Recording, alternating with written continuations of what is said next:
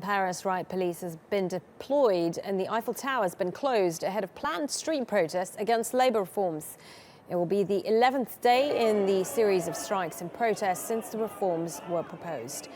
In previous weeks, the protests have disrupted road and rail transportation as well as other public services. President Francois Hollande has already said he will not retreat from the labour legislation, which he says is necessary to fight unemployment.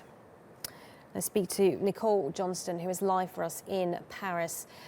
Nicole, we have seen many previous protests turn violent. How does this one look like it is going? What is the atmosphere like?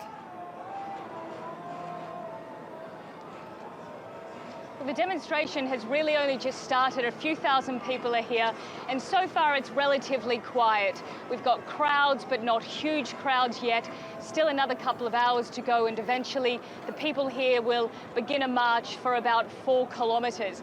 There is a very heavy police and security presence here.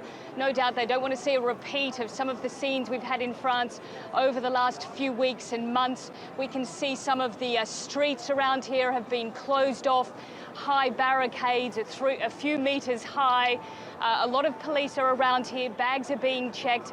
But so far it's a festive atmosphere.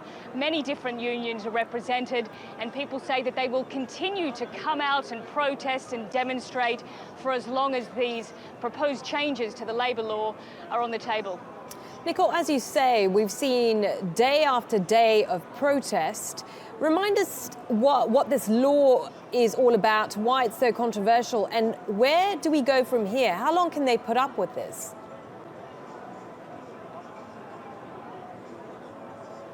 It really has become a very controversial topic inside France. Some of the proposed changes would mean that workers, for example, it would be much easier to fire them.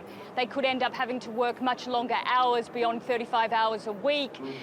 The unions say that it would weaken collective bargaining, that some of the influence of the union would also be weakened because employers would be able to negotiate more directly with their employees. So these sorts of things have got people very upset, very angry. As you said, we've had weeks and months of not only demonstrations but strikes across the country.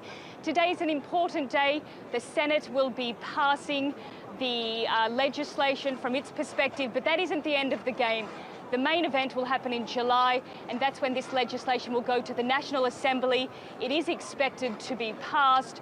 The other reason it's been highly controversial is because the government, under the Prime Minister Manuel Valls, he used his veto to push this legislation through, effectively bypassing in the first instance the National Assembly, something which also upset a lot of people. They were quite shocked that their government could do this, and it's really galvanised thousands of people over the months to come out onto the streets. Okay, Nicole, good to speak to you. Nicole Johnston there, live for us in Paris, where that rally has just begun.